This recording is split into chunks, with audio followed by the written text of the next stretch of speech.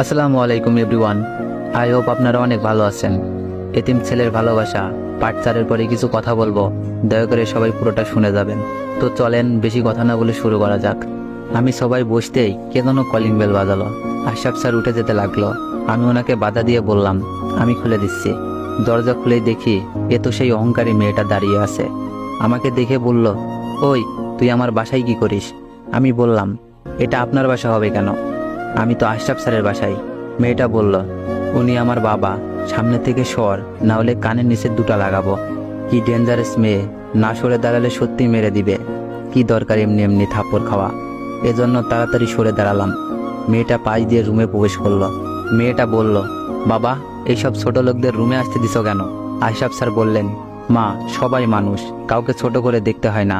মেয়েটা বলল, দেখো আব্বু, আমি তোমার এসব লজিক শুনতে চাচ্ছি না। আমি আমার রুমে গেলাম। মেয়েটা হন হন করে দোতলায় উঠে গেল। আশরাফ স্যার বলল, তুমি ওর কথাই কিছু মনে করো না।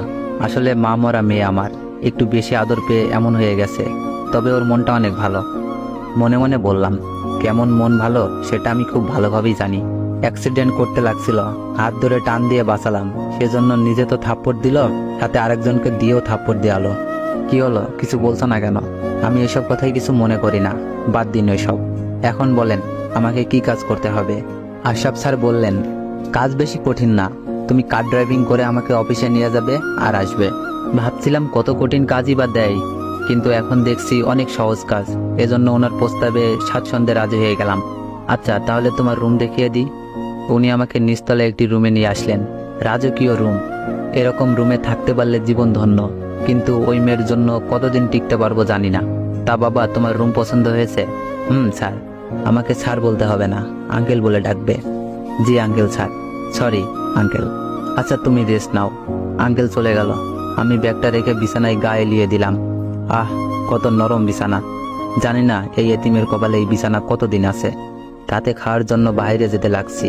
এমন সময় আঙ্কেল বলল, অনেক কোথায় যাও? জি আঙ্কেল, খেতে যাচ্ছি। তুমি আমার বাসায় থেকে বাইরে খাবে এটা তো হয় না। আজ থেকে তুমি আমাদের সাথে খাবে। ফ্রিতে খাওয়া পেয়ে গেলাম, তাই সাত পাঁচ না ভেবে রাজি হয়ে গেলাম। একটু পর আঙ্কেল আর ওনার মেয়ে খেতে বসলো। আঙ্কেল আমাকে খাওয়ার জন্য ডাকলেন। আমাকে দেখেই ওনার মেয়ের চোখ বড় করে তাকালো। তাকানোর ধরন দেখে মনে হচ্ছে চোখ দিয়ে আমাকে মারছে। আমি কোনো কথা না বলেই খেতে বসলাম। আঙ্কেল বলল, তুলে নিয়ে খাও।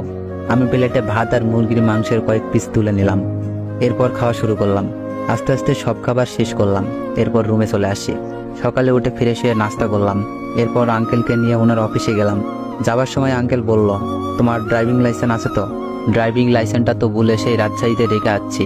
এজন্য আঙ্কেলকে বললাম, না আঙ্কেল। আচ্ছা আমি আজকের ভেতরেই সব ব্যবস্থা করে দিব। বড়লোক মানুষের বড়লোকই কারবার। আমার তাড়াতাড়ি ড্রাইভিং লাইসেন্সটা পেলেই হলো। আঙ্কেল বলল, আশেপাশেই থাকো, আমি একটাই বাসায় যাব। আমি আশেপাশে হাঁটতে লাগলাম। অনেকক্ষণ ঘোরাঘুরি করে অফিসের সামনে চলে আসলাম। একটু পর আঙ্কেল চলে আসলো। ওনার সাথে করে বাসায় নিয়ে আসলাম। দুপুরে খাবার খেয়ে আবার ওনাকে অফিসে নিয়ে আসলাম। একটু পর পিয়ন এসে আমাকে বলল, স্যার ডাকছে।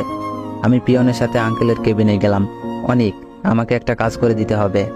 আমার মেয়েকে তো চিনো, ওর গাড়ির কি যেন হয়েছে, তুমি একটু ওকে নিয়ে আসবে। এই মেয়ে এমনিতেই আমাকে দেখতে পায় না, তারপর যদি আমি যাই তাহলে কি করবে আল্লাহই জানে। তারপরও আঙ্কেলের কথায় রাজি হয়ে ওনার মেয়ের ভার্সিটিতে গেলাম। আমাকে BMW গাড়ি থেকে নামতে দেখে আশেপাশের মেয়েগুলো তাকিয়ে আছে। হয়তো ভাবছে কত বড় লোক ছেলেটা, কিন্তু তারা জানে না আমি একজন এতিম, শুধুমাত্র এই গাড়ির ড্রাইভার। আমার এত কিছু না ভাবলেও চলবে। এখন স্যারের মেয়েকে খুঁজে পেলেই বাঁচি। হাঁটতে হাঁটতে সারা ক্যাম্পাস খুঁজে ফেললাম, তা ওনার মেয়েকে পেলাম না। অবশেষে ক্লান্ত হয়ে গাড়ির কাছে চলে আসলাম। গাড়ির ভেতর থেকে পানির বোতলটা বের করে কিছুটা পানি খেয়ে আবার আশেপাশে চোখ বুলালাম। হ্যাঁ, অবশেষে তাকে পেয়েছি, কিন্তু সাথে ওর আরো 5টা বান্ধবী আছে। এখন ওনার সামনে গেলে হয়তো অপমান করবে, কিন্তু কি করা, এতিম আমি, এসব আমাকে সহ্য করতেই হবে। আমি ওনার দিকে যেতে লাগলাম। কিছুক্ষণ পর ওনার সামনে চলে আসি।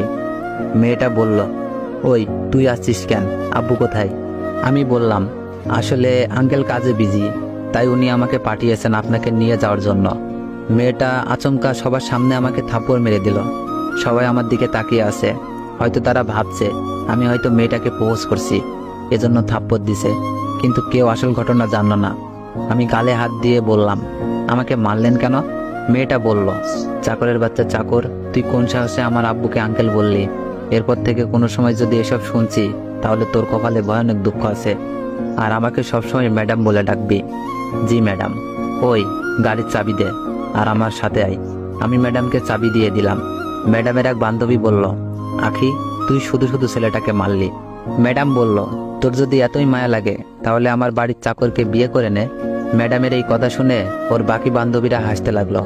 মেয়েটা বলল, ভাবছিলাম তোদের মধ্যে মনুষ্যত্ব আছে, এখন দেখছি তাও নেই। তোদের মতো জানোয়ার রূপী বান্ধবী থাকার চেয়ে না থাকা ভালো। এই বলে মেয়েটা চলে গেল। আজকে আমার বাবা মা থাকলে এই কথার জবাব দিতে পারতাম, কিন্তু ভাগ্যে আমার এসব কি আছে। আখি ম্যাডাম একটা গাড়ি দেখিয়ে বলল, ওটা আমার গাড়ি। ভার্সিটির গেট পেরিয়ে কিছু দূর গেলেই একটা গ্যারেজ পাবি, ওখান থেকে এটা ঠিক করে তারপর বাসায় আসবি। আর হ্যাঁ, চুরি করে আবার নিয়ে যাস না, কারণ তোদের মতো ফকিন্নিদের বিশ্বাস নেই। আমি একজন লোক ঠিক করে গাড়িটা ঠেলতে ঠেলতে গ্যারেজে নিয়ে আসলাম। গাড়ি ঠিক করতে অনেকক্ষণ লেগে গেল, ততক্ষণ রাত হয়ে গেছে। গাড়ি নিয়ে সোজা আঙ্কেলের অফিসে গেলাম। অফিসে দারোয়ান বলল, স্যার একটু আগেই বের হয়েছে। আমি কথা না বাড়িয়ে বাসায় চলে আসি। কলিং বেল চাপ দিলাম। আখি ম্যাডাম দরজা খুলে দিয়ে আমাকে বলল, যাক ছোট লোকের বাচ্চাটা পালায়নি। আমি বললাম, স্যার কি এসেছে? আখি ম্যাডাম বলল, আব্বু ওনার রুমে আছে, আবার কিছু বললে মারতে পারে, এজন্য কিছু না বলে ম্যাডামের পায়ে দিয়ে রুমে চলে আসলাম। তো গাইস, নেক্সট পার্ট চাইলে বেশি বেশি কমেন্ট করুন।